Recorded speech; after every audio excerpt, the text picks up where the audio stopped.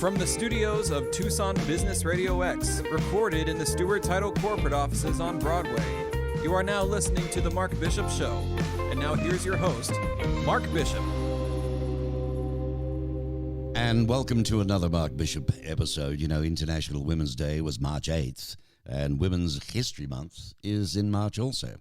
I'm fortunate to have a nationally recognized entrepreneur for this episode with innovative ideas for employers looking to attract and retain women in the workforce. I'd like to welcome Debby Carreau. Thanks, Mark. Great to be here.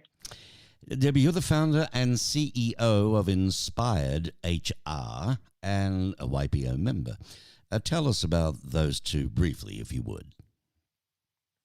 Perfect. So my business, Inspired HR, is really founded on the premise that HR does not have to be a nasty word. We focus on leveraging talent and getting the most out of our people. And as a member of YPO, it's 30,000 CEOs across the world that share ideas together. And we really believe in lifelong learning and education through peer networks and just believing in education with like-minded people.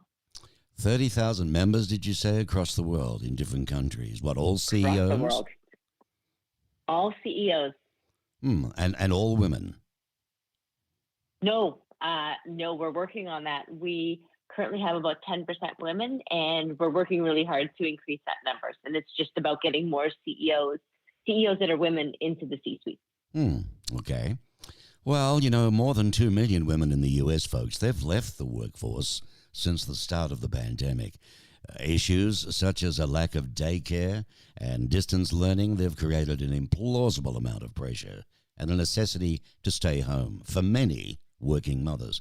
And as the economy starts to open back up, those demands on families, they're still, they have not been alleviated, which leaves many employers concerned that they've not been successful at maintaining diversity on their teams. Debby, what can employers do to recruit women successfully, as well as the best way to structure jobs for, maximum retention? So in terms of attracting women, I think the first way to do that is to showcase that you are a diverse employer or that you value diversity in the workplace. So when you have job ads, don't just have photos of all Caucasian males or any other kind of diverse group. People want to see people like them in roles so they can associate with it and they can imagine themselves being in that spot. So I think that that's really important when we look at job ads. We want it to be representative of the employee group we're trying to attract. In regards to the actual job, the number one thing employers today, both for women and for men, but really attractive to women, is being able to have flexibility. And I recognize not everyone can work remotely. We do have to have some in person.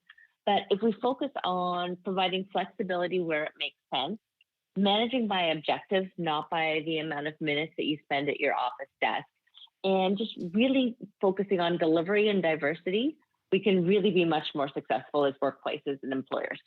Well, you've touched on a lot of things, but I guess if I was to look at a manual or something you've prepared, I'd say a lot more. What else can employers do to structure jobs to keep women employees?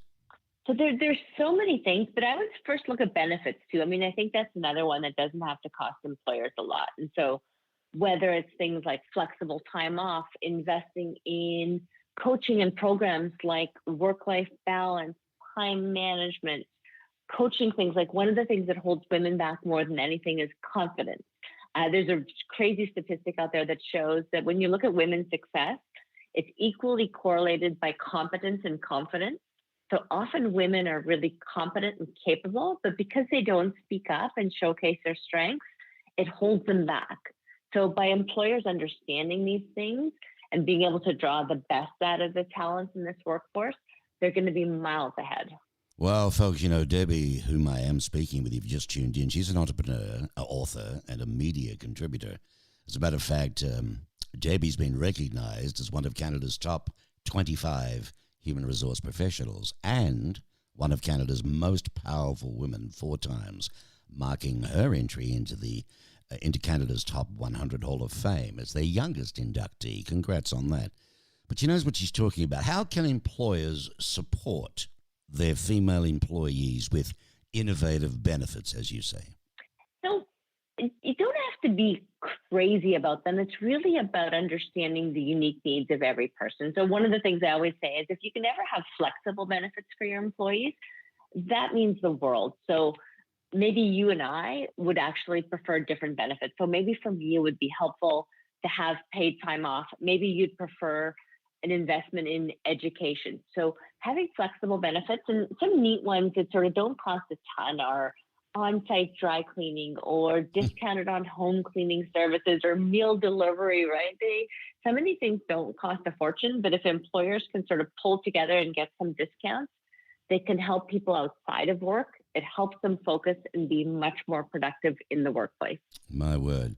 They might sound, tiny things, but I tell you what, in the overall scheme of things, they help a lot, don't they?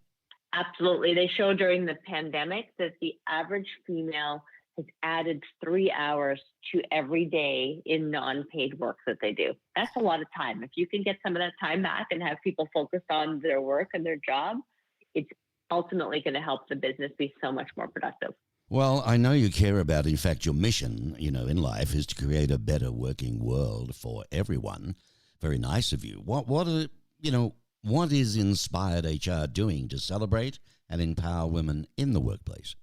So it's having conversations like these, right? It's helping people understand how do we leverage all of our talents, not just the people that look like us, act like us, and that we want to hang out with after work. It's sort of how do we understand these little differences that can really go a long way and help us not just be diverse in the workforce, but also be inclusive to make sure that everyone feels comfortable and they want to stay working there. Because right now, 1/3 of women, 25% of women, but 1/3 of mothers are seriously considering either leaving the workforce or taking a step back in their career. That's not going to serve anyone. It's not going to serve employers. It's not going to serve our economy. And it's certainly not the right thing to do. Well, not after all these years as well, with all the, breaking through glass ceilings and all the effort and all the work done to bring women into the correctness where they should be, both money-wise and in positions. It's a shame, isn't it? So let me ask you this. How can networking and joining supportive communities benefit employers and employees, do you think? So this one's so important, and I'll take myself as an entrepreneur, is one of the things when I look around at my social network is I have amazing friends that are women, but they're not necessarily in the same position as me. So some may be stay-at-home moms, some may have sort of side businesses, or they may work in a different level of job than I do. So finding a peer network, whether you're male or female, that people that are working at a level or in an industry like you, it just gives you access to best practice sharing, empathy and support, and people that understand exactly your particular lot in life and what are the challenges that come across your desk. And knowing that you're not going at these things alone, or having someone that has innovative ideas that can relate to specifically what your needs and challenges are, can make all the difference in the world. Often you can avoid making mistakes by learning lessons from other people that have made the mistakes so you don't have to.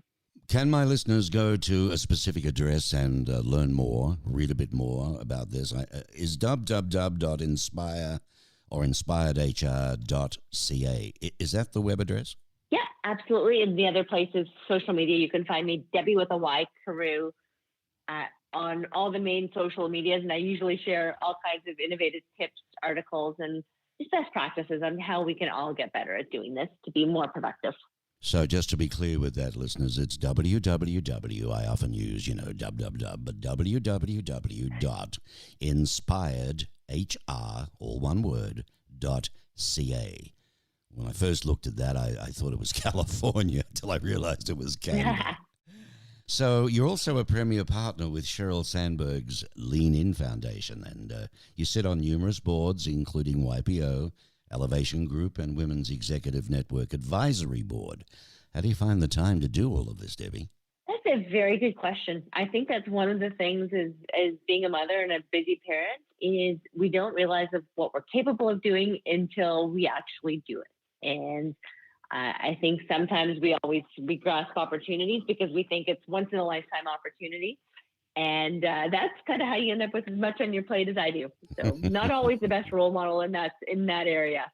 Well, you are very busy, and of course, your extensive media work includes regular appearances as the workplace expert for Canadian TV and City TV, regular contributions for CNBC and Entrepreneur Magazine. So you live a great life. Well, look, good luck with this. It's a wonderful thing. We're coming out of the pandemic and we're trying to rebuild again, and I think you've got some very positive messages there. And I hope some of my listeners get some, power within them today from, you sharing. So thank you for giving us the time. I know you're very busy. Perfect. No, thanks for having me, Mark. Always a pleasure. Yes, you're most welcome. So there we go. What a lovely lady. Debby Carreau, ladies and gentlemen, an entrepreneur, author, media contributor, founder of an HR, organization, and doing all of this work. It's terrific. And good luck to her, and I hope it does well. But I hope you got something out of that. So join me again soon for another Mark Bishop Show.